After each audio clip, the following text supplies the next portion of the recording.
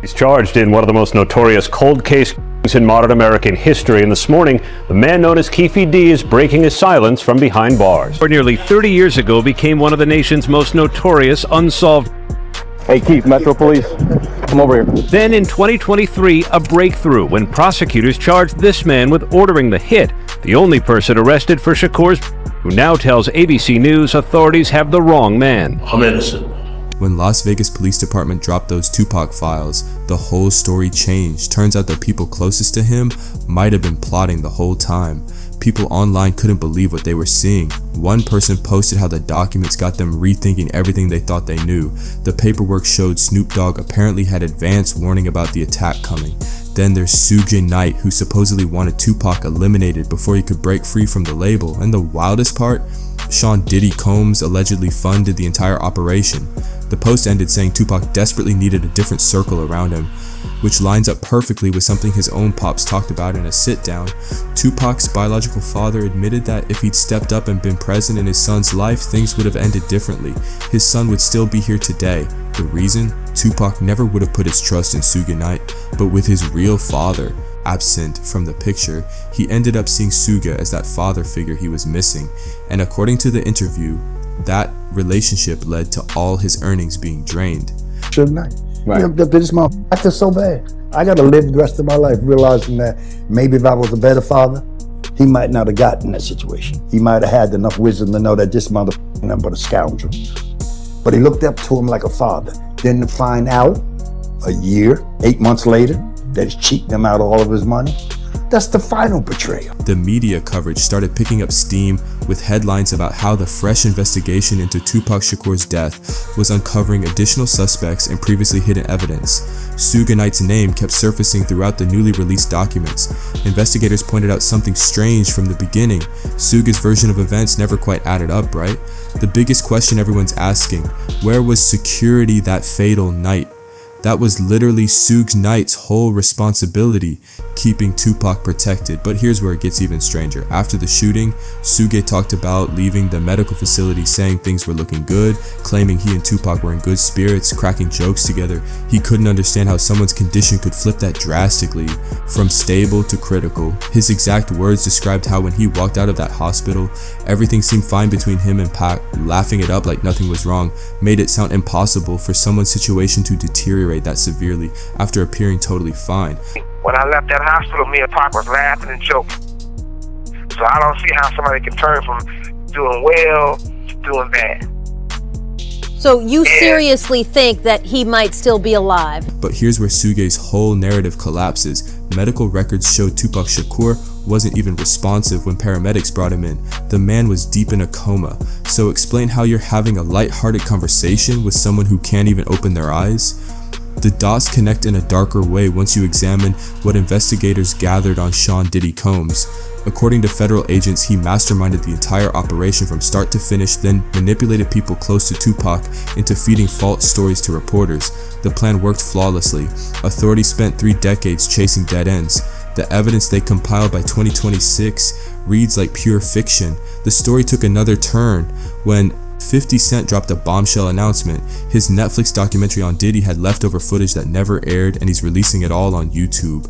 Among the unused material, details about Diddy fathering a child with someone from Tupac's past. Sarah Chapman, who had a relationship with Tupac during 1995, ended up having Diddy's daughter Chance Combs. When you connect these dots, a disturbing picture forms. Diddy's motivation went beyond just removing Tupac from the equation. He was trying to step into his entire life and legacy. Tupac was a shining example of everything that Diddy wanted to be, and he was that naturally. He was charismatic, he was sought after, desired, he was very well liked and a naturally likable person. He was charming, he actually had intrinsic talent, he was a star. He was what Diddy tried to force his way into becoming. Diddy, through force, through manipulation, through fear-mongering, tried to become loved and adored and liked, but all he could manage is like a twisted clone of that he was able to garner through fear.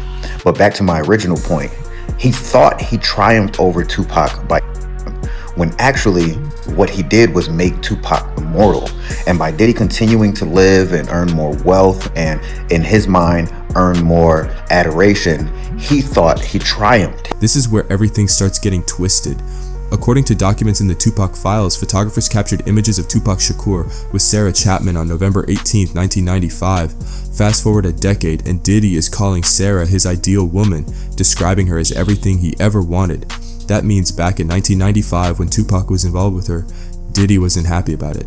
Investigators believe this jealousy sparked his initial move against Tupac, but law enforcement buried that incident completely. When that first plan fell through, Diddy apparently wasn't done. Years later, during legal proceedings against Diddy, explosive testimony came out. A former cop from the LAPD claimed Diddy dropped $1 million to have Tupac eliminated. The file suggests Suge Knight responded by ordering a hit on the notorious B.I.G. The operation in Las Vegas allegedly involved Diddy bringing in Keith D to handle the job. Keith D walked around free for 2 decades before authorities finally brought him in.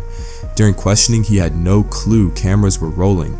That's when he started talking, laying out how Diddy was running the whole show from behind the scenes. The confession basically confirmed what investigators suspected all along about who orchestrated everything. All 4 of those occasions, there's San Diego, Anaheim, Irvine, and Vegas. Which ones do you actually talk to Puffy at?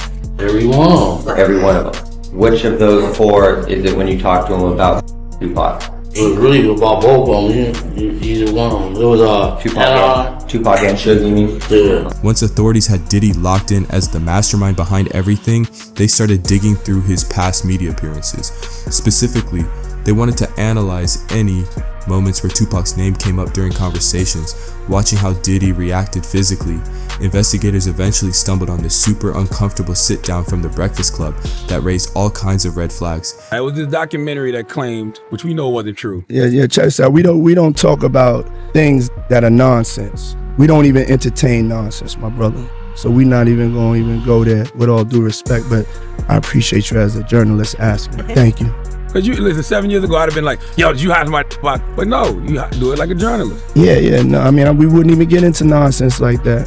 You know what I'm saying? It's nonsense. Which we never believed, by the way. Yeah. But here's where the Tupac files take a seriously bizarre turn. Russell Poole, one of the detectives on the case, had a different theory altogether. He suspected Suge Knight orchestrated Tupac Shakur's death to prevent him from breaking away from the record label. Then Suge allegedly pinned everything on rival gang members to send investigators chasing false leads. That theory sparked a crucial question: which high-profile crib would Suge Knight set up like that? Turns out the answer was hiding in plain sight: Snoop Dogg. Federal agents started pulling apart everything related to Snoop, and what they uncovered was pretty shocking.